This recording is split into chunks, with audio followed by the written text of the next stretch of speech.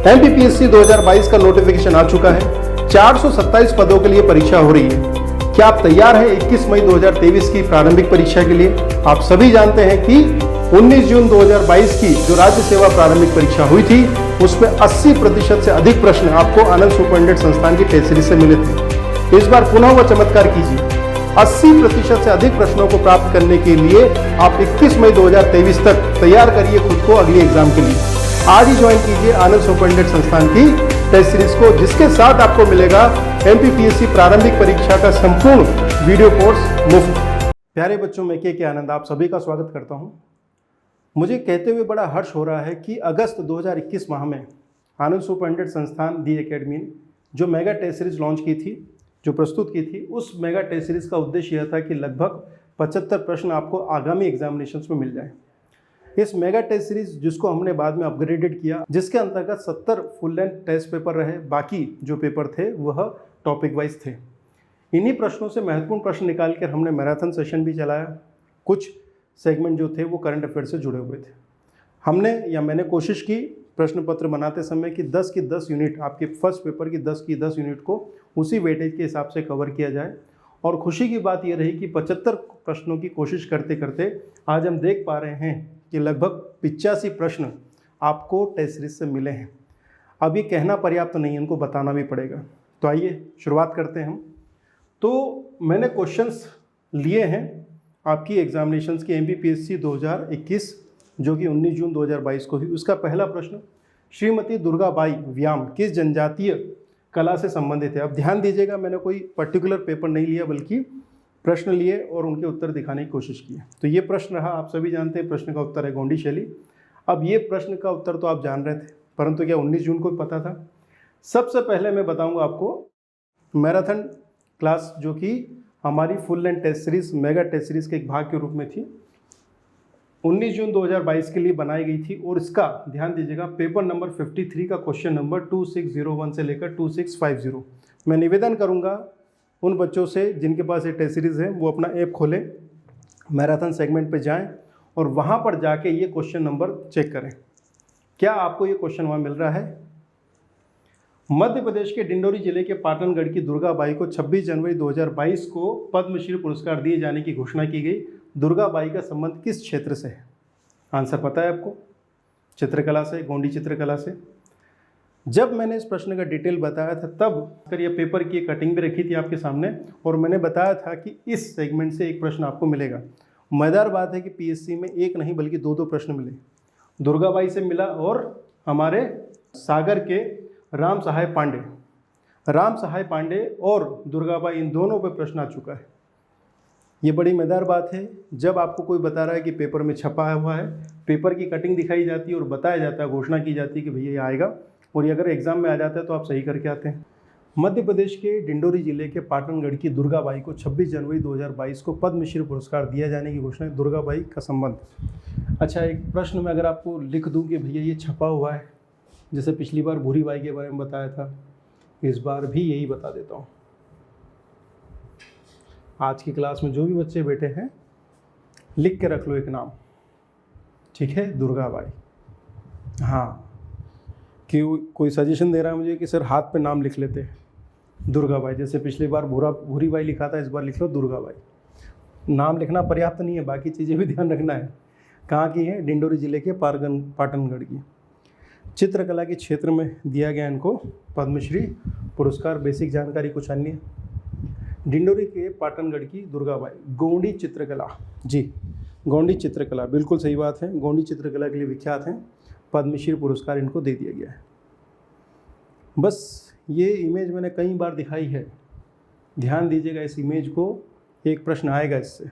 ठीक, तो marathon session में एक बार करा दिया, दोबारा आप देखना है तो आप पेपर उठाइए, MPPSC prelims targeted test series 2021 test number 50। कुल एफएलटी 70 बने थे, उसमें 50वें नंबर का जो पेपर है उसको देखना है और उसमें क्वेश्चन नंबर सेकंड को देखना है। सेकंड में भी आपको ये प्रश्न दिखाई देगा और उसकी डिटेल यहाँ पर है। डिंडोरी के पाटनगढ़ की दुर्गाबाई गोंडी चित्रकला विशेषज्ञ मानी जाती है, उसके बाद में ये डिटेल आपको देखने को मिलेगी। ये प्रश्न आपका हम लोगों ने 2 बार बताया आपको, इसकी महत्ता को देखते हुए। श्री राम सहाय पांडे किस लोक नृत्य कला से संबंधित है? आप सभी जानते हैं, उत्तर है राई। अब ये महत्व नहीं है, महत्व इस बात का है कि प्रश्न कहाँ से आया। तो फिर हम चलते हैं मैराथन क्लासेस में पेपर नंबर 52 में क्वेश्चन नंबर पे बात करें। क्वेश्चन नंबर है 2583। हमने 5000 क्वेश्चंस लिए थे, उन 5000 क्वेश्चंस में प्रश्न क्रमांक है 2583। ठीक, ध्यान दीजिएगा। ये प्रश्न अगर आप देखेंगे तो इस प्रश्न का डिटेल अगर आप देखेंगे, ध्यान दीजिएगा, प्रश्न जो बना था वो पद्मश्री पुरस्कार दिए गए लोगों से बनाया गया था और इसकी डिटेल मैंने आपको यहाँ करवाई थी। दूसरा नाम है सागर जिले के राम साहेब पांडे, इन्हें भी पद्मश्री मिला है कला के क्षेत्र में, और ये राई लोक नृत्य के लिए प्रसिद्ध हैं। दूसरा नाम ये है जिनके पूछे जाने की पूरी संभावना है। गोटमार का मेला, आंसर आपको पता ही है, छिंदवाड़ा, परंतु हमने कहाँ पढ़ाया था आइए पता करते हैं। फिर से मैराथन सेशन लिया था पेपर नंबर 65। क्वेश्चन नंबर देखेंगे तो 3228 ये पर है, आप जाइए अभी क्वेश्चन नंबर 3228 पर देखिए। गोटमार का खेल कहाँ प्रचलित है? आप सभी जानते हैं कि आंसर है छिंदवाड़ा। ये डिटेल दे रखी और यही डिटेल है जिसको हम अंडरलाइन करके आपको बता रहे हैं। गोटमार का खेल, एक दूसरे पे पत्थर मार रहे हैं हम लोग, छिंदवाड़ा जिले में गोटमार का खेल प्रसिद्ध है। ठीक भैया, तो यहाँ से बनेगा, एक बार हो गया। फिर आप आ जाइए फुल लेंथ टेस्ट नंबर 45 में, FLT क्रमांक 45 जो बनाई मैंने, और उसमें क्वेश्चन नंबर 97, FLT का क्वेश्चन नंबर 97 उठाइए और वहाँ देखिए गोटमार का मेले का आयोजन मध्य प्रदेश के किस क्षेत्र में, किस जिले में किया जाता है। आंसर आपके पास है, यहाँ पर है डी, छिंदवाड़ा। इसकी डिटेल आपके सामने है। गोटमार मेले का आयोजन मध्य प्रदेश के छिंदवाड़ा जिले के पांडुरना कस्बे में हर वर्ष भादो मास के कृष्ण पक्ष में अमावस्या पोला त्यौहार के दूसरे दिन आयोजित किया जाता है। ठीक भैया, 2 सोर्स बता दीजिए। अब आ जाते हैं आगे। इसके बाद में टारगेटेड टेस्ट सीरीज का जो 2021 के लिए था, टेस्ट नंबर है हमारे पास 65। क्वेश्चन नंबर 52, गोटमार का खेल किस जिले में प्रसिद्ध है? आंसर है छिंदवाड़ा, पता ही है आपको। ये डिटेल आपको यहाँ देखने को मिलेगी। 3 जगह ये प्रश्न दिखा चुका हूँ। आगे बढ़ते हैं। टारगेटेड टेस्ट सीरीज में आप ध्यान दीजिएगा, FLT बनाई, फुल लेंथ पेपर बनाए, इसके अलावा हमने टॉपिक वाइज बनाए। तो टॉपिक वाइज में मध्य प्रदेश के हिस्ट्री के संदर्भ में जो टेस्ट नंबर 20 हमने आपको दिया था, वो टेस्ट नंबर 20 का क्वेश्चन नंबर 96, मध्य प्रदेश का इतिहास। ठीक, तीसरा या चौथा सोर्स बता रहा हूँ जहाँ पर ये प्रश्न मिला आपको। मध्य प्रदेश के निम्नलिखित जिलों में से कौन सा गोटमार मेले के लिए प्रसिद्ध है? आंसर मिलेगा छिंदवाड़ा। ये डिटेल आपके सामने।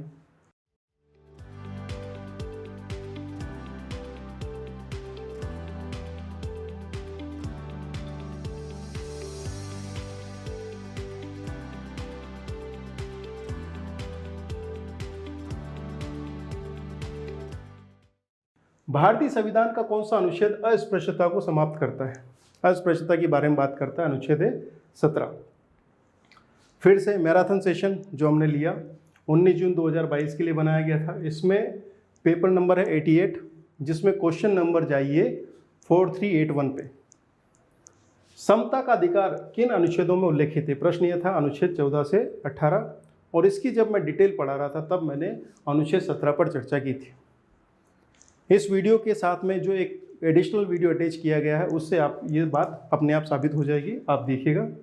इसके बाद में मैराथन सेशन में ही पेपर नंबर 90, ठीक है, क्वेश्चन नंबर 4490, इस पे अगर हम जाएंगे, इस प्रश्न को फिर से आप देखेंगे तो आपको अनुच्छेद 17 में अस्पृश्यता उन्मूलन की बात की गई है।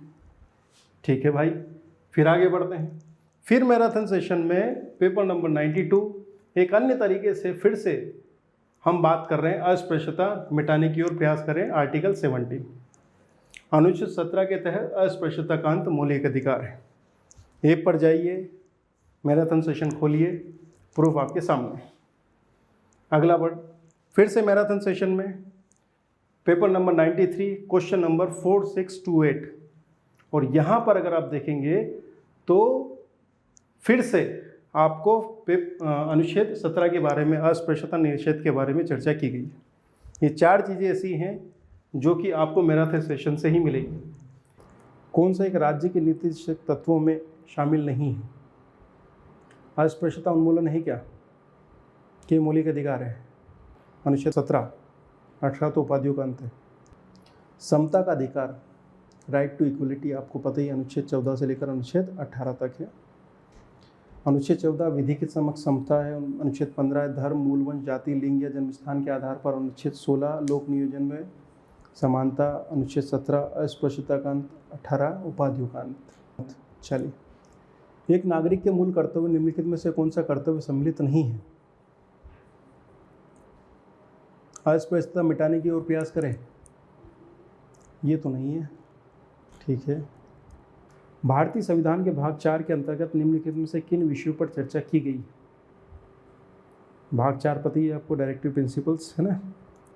मद्य निषेध की बात हो रही है, बेगार बालश्रम का निषेध, अस्पृश्यता निषेध की बात नहीं हुई है, फैक्ट्री और कारखानों में बाल श्रम निषेध, ये भी नहीं है जी।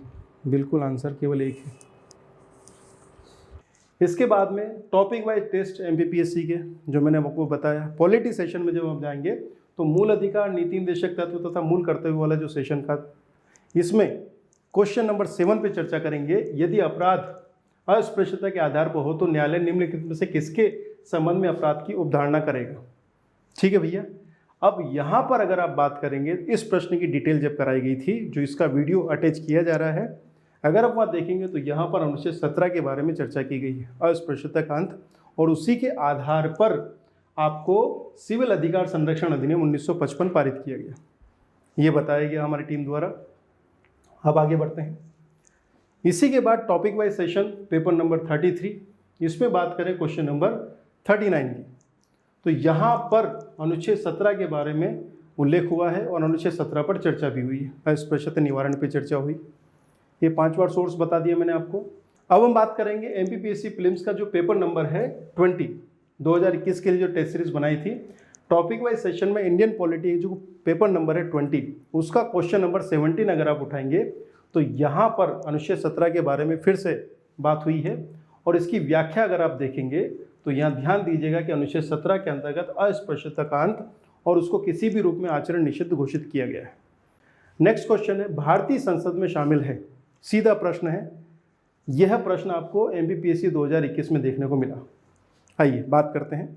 मैराथन सेशन में सबसे पहले चलते हैं। तो अगर मैराथन सेशन में आप सबसे पहले चलेंगे तो पेपर नंबर 94 पे जब आप बात करेंगे, और 94 में क्वेश्चन नंबर 4658 पे जब आप चर्चा करेंगे तो यही प्रश्न आपको एज इट इज़ मिलेगा। भारतीय संसद के घटक हैं, यह प्रश्न दिया गया था, आंसर आपको बताया गया था राष्ट्रपति, लोकसभा और Rajya Sabha.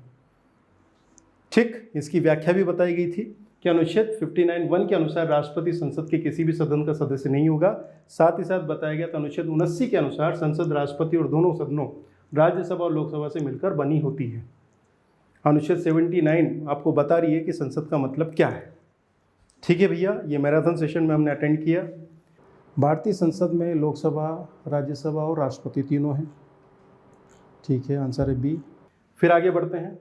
Topic wise test polity के जो बने थे एमपीपीएससी में, पेपर नंबर 32 जो आपने सॉल्व किया, इस पे आ जाइए क्वेश्चन नंबर 81। फिर प्रश्न देखिएगा, भारतीय संसद में निम्नलिखित में से कौन शामिल है?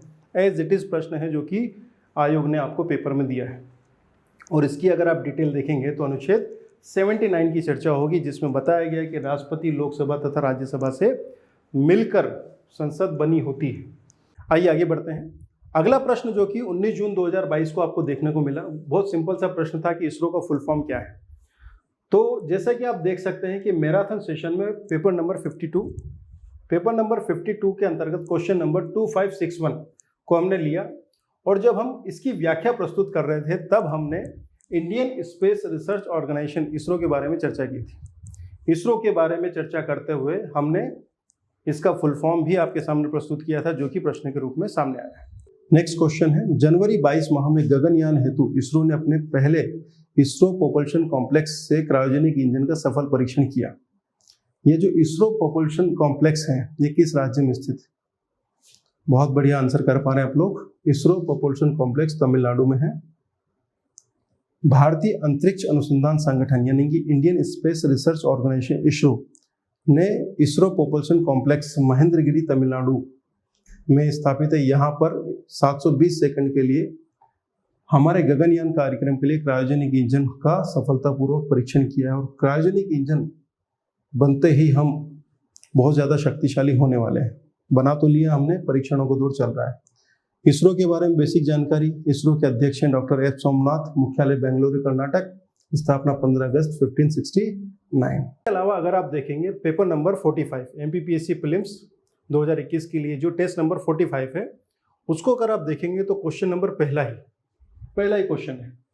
ठीक, ये प्रश्न बेसिकली गगनयान के संदर्भ में था, और जब हम इसकी डिटेल देख रहे थे तब हमने इसरो के बारे में बात की थी, Indian space research organisation ISRO, इसके मुख्यालय के बारे में बात की थी, इसकी स्थापना के बारे में बात की थी। और अगर आप इतना पढ़ रहे थे तो इस प्रश्न का आंसर बनेगा आपसे। इसी तरह से पेपर नंबर 48 पे बात करें, और 48 में क्वेश्चन नंबर 99 इसरो की मास्टर नियंत्रक सुविधा, इस पर प्रश्न फ्रेम किया गया था। इसकी डिटेलिंग पे जब हम गए तो हमने इसरो के बारे में चर्चा की पूरी तरह से। यहाँ ये वो सोर्स था जहाँ से आप इसरो को पुनः देख सकते थे।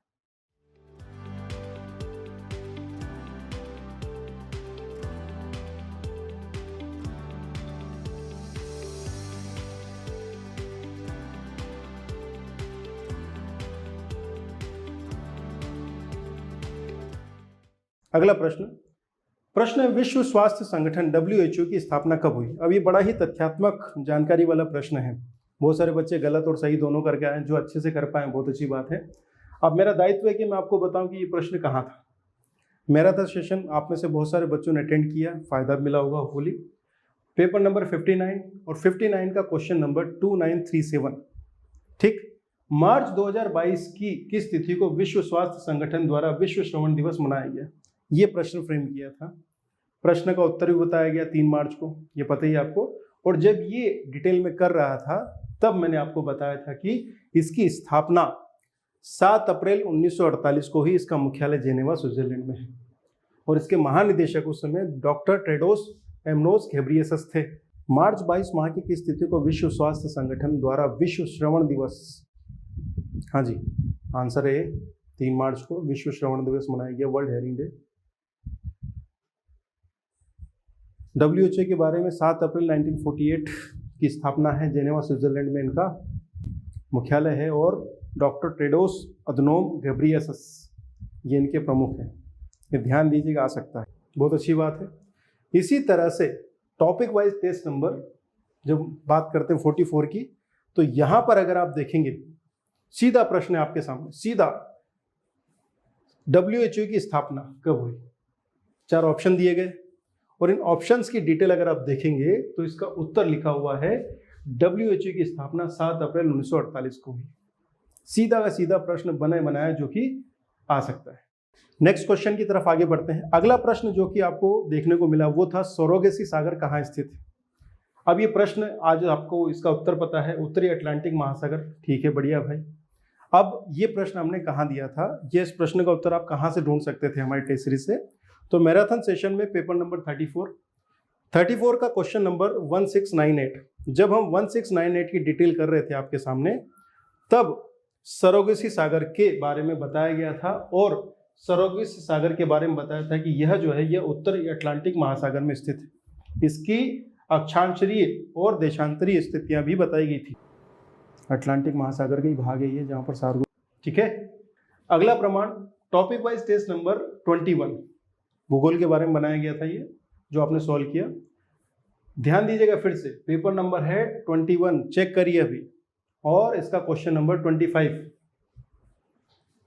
सरोगेसी समुद्र निम्नलिखित में से किस महासागर से संबद्ध है। सीधा सीधा प्रश्न है, ठीक है। और यहां पर अगर आप देखेंगे तो आंसर मिलेगा आपको अटलांटिक महासागर। ठीक है, इसके बारे में डिटेल बताई गई थी कि सरोगेसी सागर को सरोगेसी सागर क्यों कहते हैं। जो शैवाल है यहाँ पर उसके कारण ये था। आइए अब अगले प्रश्न की तरफ आगे बढ़ते हैं। प्रश्न है कि कैटलिन नोवाक किस देश की पहली महिला राष्ट्रपति बनी। इस प्रश्न का उत्तर आज तो आपको पता है, करंट अफेयर्स से संबंधित प्रश्न था। करंट अफेयर्स में, FLT में तथा मैराथन सेशन में, तीनों ही जगह हमने इस प्रश्न को रखा था। सबसे पहले हम देखते हैं मैराथन सेशन। तो मैराथन में पेपर नंबर 59, पेपर नंबर 59 के क्वेश्चन नंबर 2923 चेक करिए अभी। मार्च 2022 माह में कैटलिन नोवाक को कहाँ का राष्ट्रपति चुना गया, ये प्रश्न था। आंसर दे रखा है हंगरी। ठीक है, और चित्र भी बताया गया था। केटलिन नोवाक हंगरी की पहली महिला राष्ट्रपति बनी। मार्च 22 माह में केटलिन नोवाक को कहाँ का राष्ट्रपति चुना गया? केटलिन नोवाक कहाँ के राष्ट्रपति चुने गए हैं मार्च 2022 माह में? जी, आंसर है हंगरी। ठीक है, केटलिन नोवाक को मार्च 2022 में हंगरी की राष्ट्रपति चुना गया है। ये हंगरी की पहली राष्ट्रपति, महिला राष्ट्रपति हैं, ध्यान दीजिए। मध्य प्रदेश के खिलाड़ी विवेक सागर, कई बार मैंने बताया कि पेपर में छपा हुआ है प्रश्न, कई बार बताया। हॉकी के खिलाड़ी हैं। मैराथन सेशन में चलते हैं। सबसे पहले पेपर नंबर 26। पेपर नंबर 26 में ध्यान दीजिएगा, क्वेश्चन नंबर है 1296। आप ऐप खोलिए, चेक करिए, बता रहा हूं मैं आपको। और यहाँ पर विवेक सागर से संबंधित प्रश्न है और बताया गया कि हॉकी के खिलाड़ी हैं। विवेक सागर, हॉकी, होशंगाबाद, इटार्स। ठीक है, विवेक सागर प्रसाद, जिन्हें वर्ष 2020 के लिए दलीय खेलों की श्रेणी में विक्रम पुरस्कार दिया गया। ठीक है, ध्यान दीजिएगा, नाम है विवेक सागर प्रसाद। टीम इवेंट्स में उनको विक्रम पुरस्कार दिया गया। किस खेल विधा से संबंधित है? आंसर है हॉकी। ठीक है, विक्रम पुरस्कार दलीय खेलों में विवेक सागर प्रसाद हॉकी के लिए दिया गया है। हर्षवर्धन तोमर बास्केटबॉल के लिए और पूजा मालवी को दिया गया है मलखंभ के खेलों। वो व्यक्तिगत श्रेणी में था, ये दलीय खेलों में टीम इवेंट्स में है। ठीक, डीएसपी बन गए हैं, चल अच्छी बात है। एक जगह हो गया। अब आगे बढ़ते हैं। इसके बाद मैंने आपको टेस्ट नंबर 29 बताया, पुरस्कार और सम्मान भाग 2। ठीक है, इस पे आइए, पेपर नंबर 29 पे। और क्वेश्चन नंबर देखिएगा जरा ध्यान से। क्वेश्चन नंबर है 46।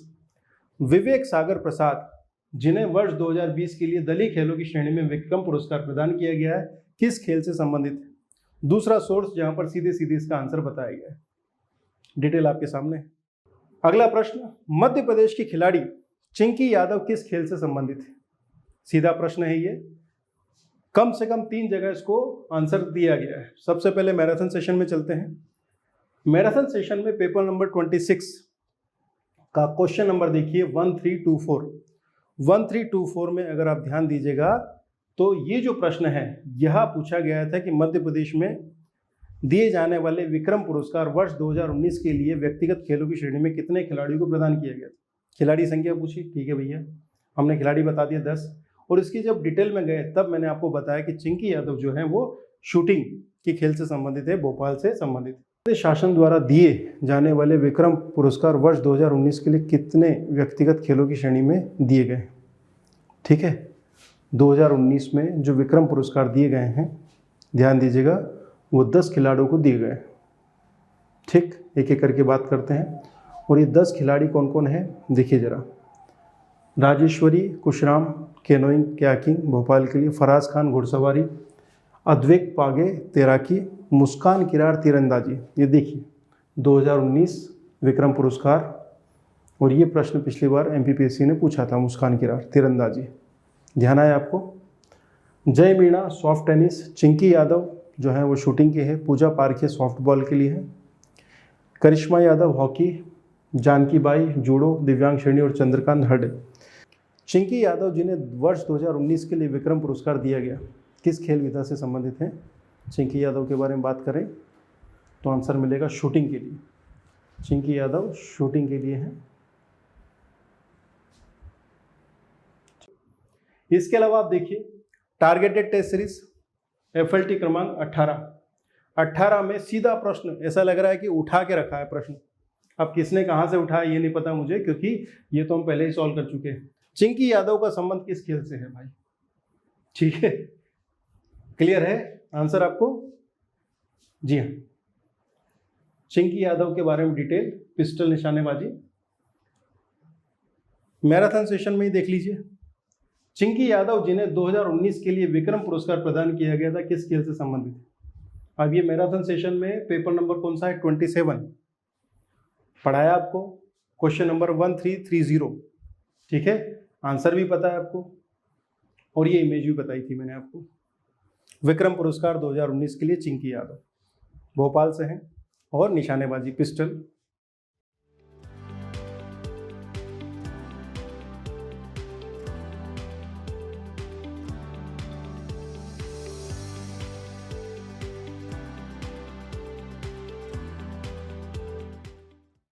तो आगे बढ़ते हैं बच्चों। अगला प्रश्न जिस पर हमें चर्चा करनी वो है एलोरा तथा एलिफेंटा के स्थल किस काल से संबंधित है।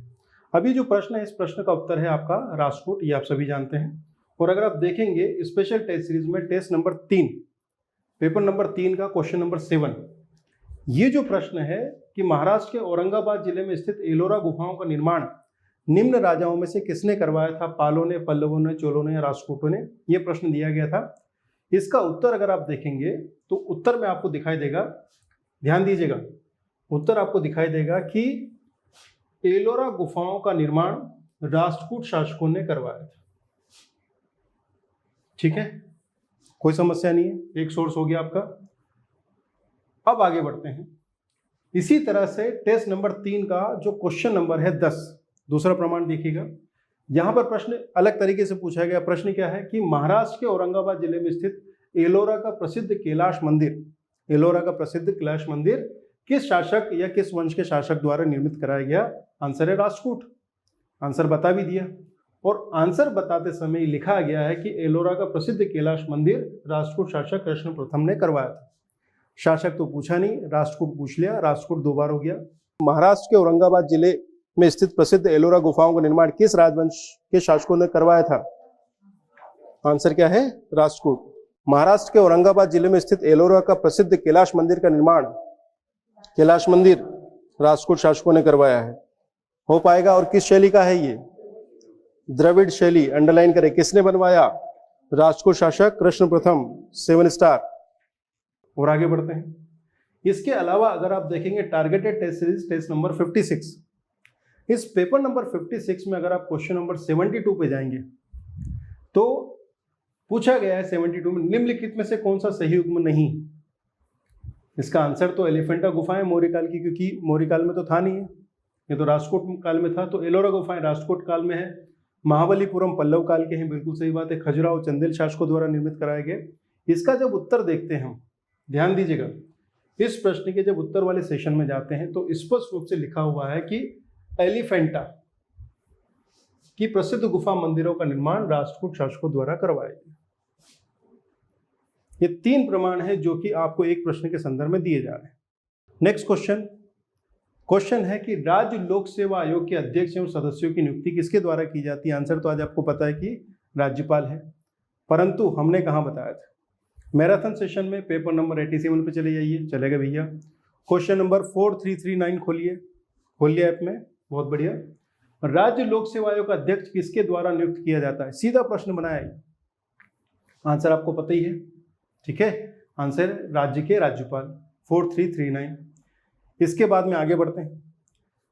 मैराथन सेशन में ही पेपर नंबर 94 का क्वेश्चन नंबर 4678, फिर से ऐप खोलिए, क्वेश्चन नंबर खोलिए, देखिए।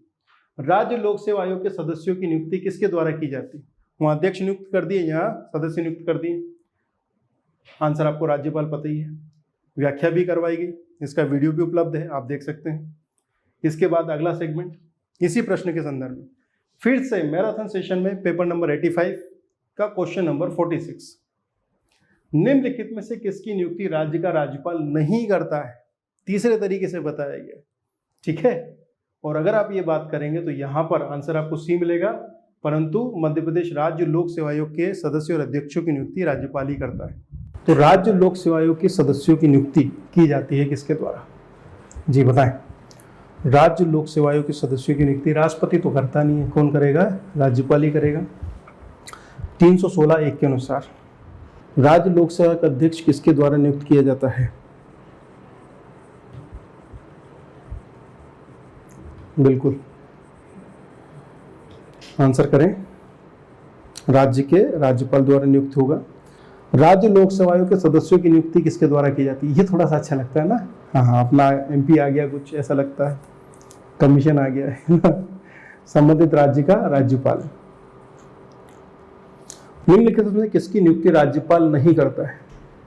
मुख्यमंत्री। राज्य लोक सेवा आयोग के सदस्यों की नियुक्ति, उच्च न्यायालय के न्यायाधीशों की नियुक्ति है, महाधिवक्ता की नियुक्ति। हाँ जी बढ़िया, आंसर है उच्च न्यायालय के न्यायाधीशों की नियुक्ति, क्योंकि हाईकोर्ट के जजेस की जो नियुक्ति होती है वो राष्ट्रपति द्वारा की जाती है, राज्यपाल द्वारा नहीं की जा सकती। अगला प्रश्न, भारत के नियंत्रक एवं महालेखा परीक्षक संघ के लेखाओं संबंधी अपना प्रतिवेदन किसे प्रस्तुत करता है? आंसर आपको पता है कि वो राष्ट्रपति को करता है, इसलिए आंसर यहाँ पे डी दर्शाया गया है। राष्ट्रपति को देगा, राष्ट्रपति उसको संसद के पटल पर रखवाएगा। हमने कहाँ बताया था?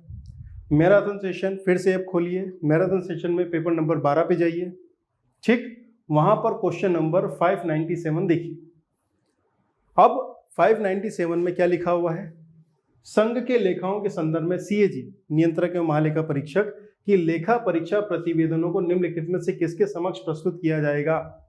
भाषा बदली, आंसर क्या है? राष्ट्रपति।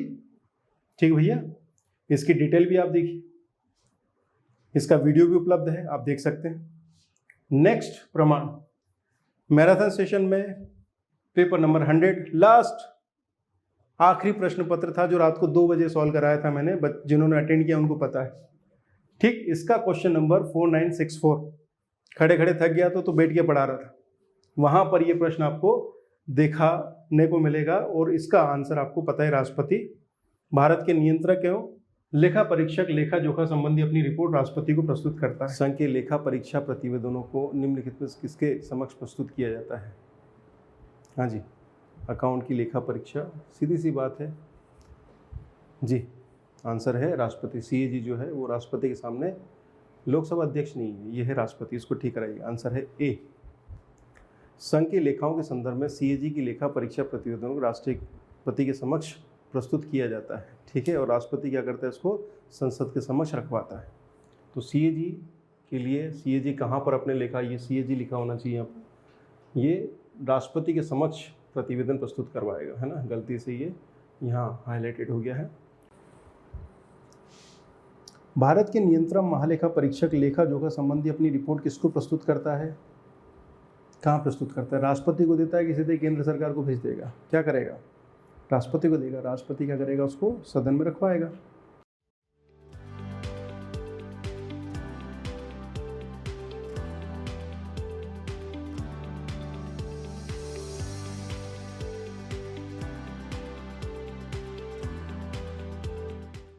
अगला, किस चंदेल राजा ने महमूद गजनवी का सामना किया?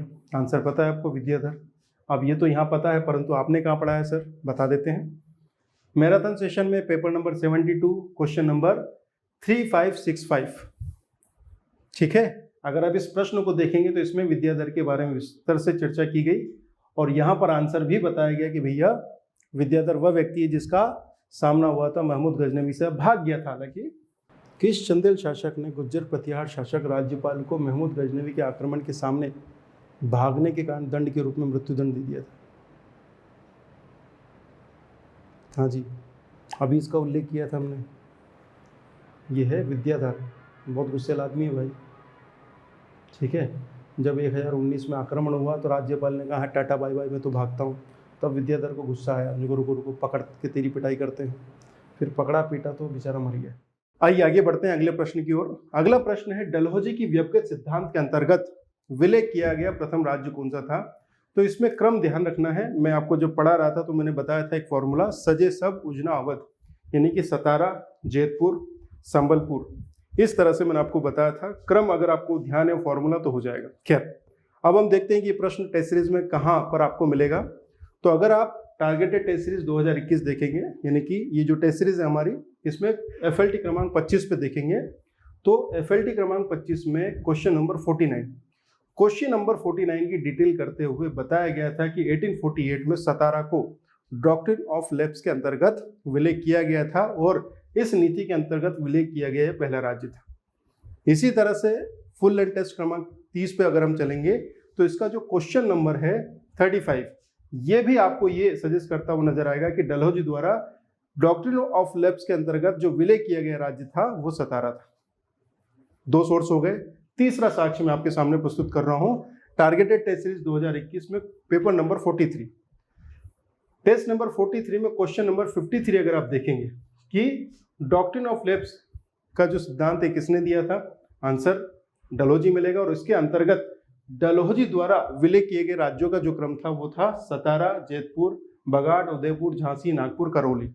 इसमें सबसे पहला राज्य था सतारा, जो कि आपके प्रश्न का उत्तर है। अब ये हो गया FLT, यानी कि 3 फुल लेंथ टेस्ट पेपर में आपको ये प्रश्न मिला है। आगे बढ़ते हैं। चौथा सोर्स, टारगेटेड टेस्ट सीरीज में हमने टॉपिक वाइज क्वेश्चंस भी बनाए थे। टॉपिक वाइज क्वेश्चंस में इंडियन हिस्ट्री और पेपर नंबर 7।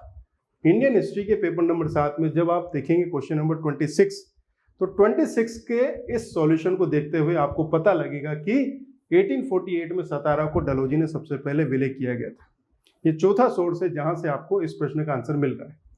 इसके बाद ध्यान दीजिए, पांचवा source, topic wise test number 7 और क्वेश्चन नंबर 56। इस क्वेश्चन नंबर 56 की अगर आप डिटेल देखेंगे तो भी आपको पता लगेगा कि सतारा को 1848 में डलहौजी द्वारा विलय किया गया था। इस तरह से 6 सोर्सेस ऐसे थे जिससे आप इस प्रश्न को सॉल्व कर सकते थे।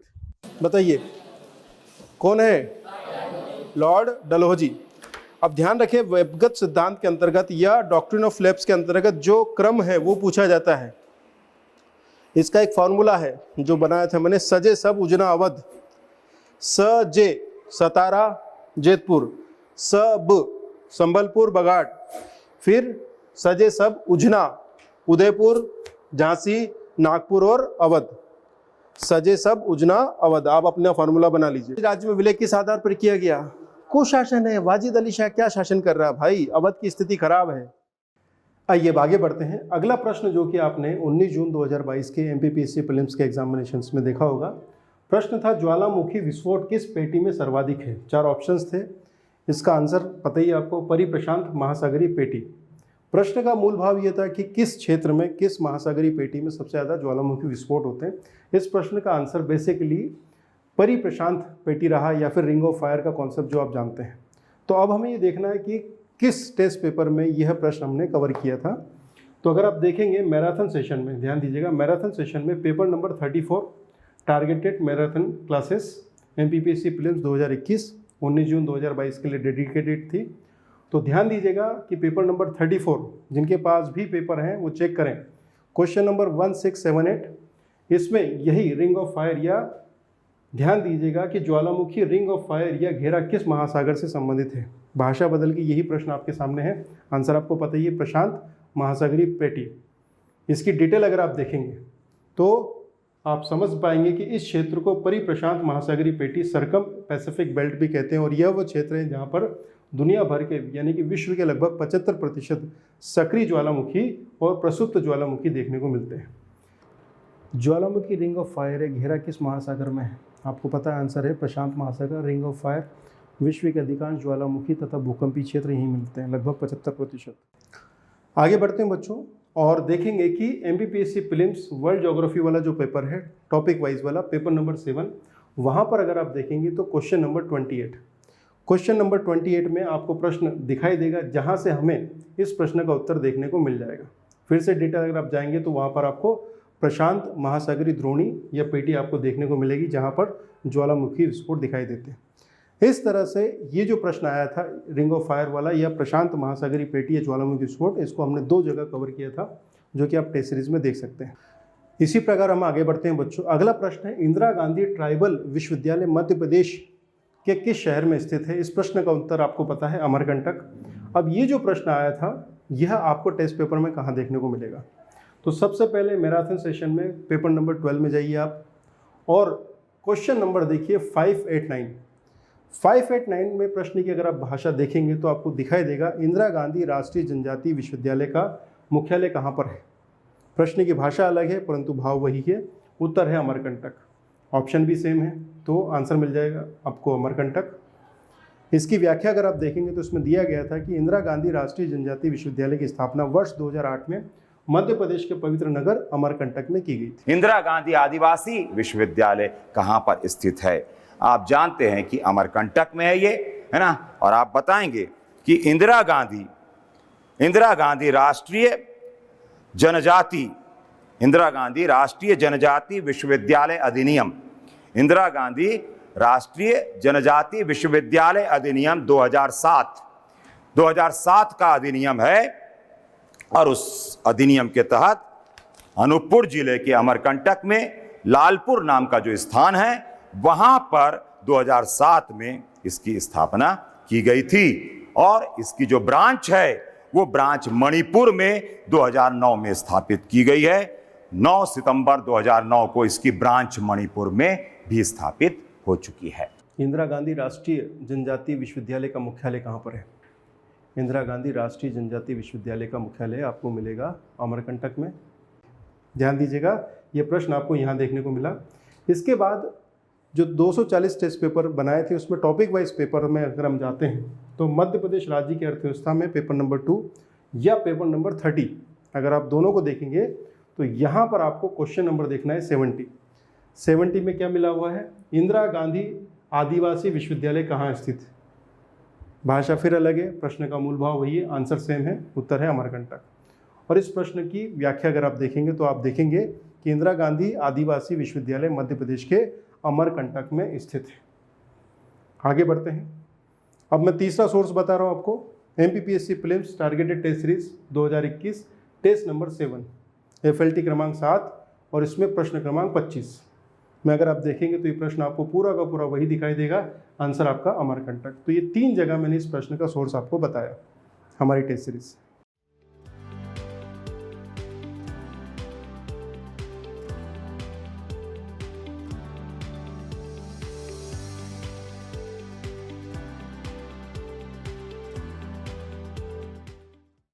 अब हम फिर आगे बढ़ते हैं। अगला प्रश्न है, तुर्रा कलगी नोकलाटी किस क्षेत्र में प्रसिद्ध है? हालांकि आयोग ने आंसर दिया मालवा, प्रोविजनल आंसर की में, आंसर आपको पता है कि उत्तर है निमाड़, और हमारे संस्थान की तरफ से इस प्रश्न का उत्तर निमाड़ ही बताया गया। ठीक है, अब ये कहाँ कहाँ मिलेगा आपको? सबसे पहले हम चलते हैं मध्य प्रदेश की संस्कृति, paper number 12, topic wise paper है ये। इसमें क्वेश्चन नंबर देखिए आप 71। टेस्ट पेपर खोलिए, हमारे ऐप खोलिए और ऐप में यहाँ जाइए पेपर नंबर 12 पे और क्वेश्चन नंबर 71 देखिए। निम्नलिखित में से प्रतिस्पर्धात्मक शैली का गायन किस शैली में होता है? आंसर आपको मिलेगा कलगी तुर्रा, और अगर आप इसकी डिटेल देखेंगे तो आप बताएंगे कि निमाड़ अंचल में कलगी तुर्रा होता है। कलगी और तुर्रा 2 अखाड़े हैं। इसी तरह से FLT targeted test series 2021 paper number 66 देखिए जरा खोल के आप। पेपर नंबर 66 में क्वेश्चन नंबर 69, कलगी तुर्रा लोक गायन मध्य प्रदेश के किस क्षेत्र में प्रचलित है? बिल्कुल एज इट इज़ आपको आंसर मिलेगा। मालवा और निमाड़ दोनों आंसर दे रखे हैं, ऐसा लगता है कि MPPSC के ऑप्शन ही लिए हैं।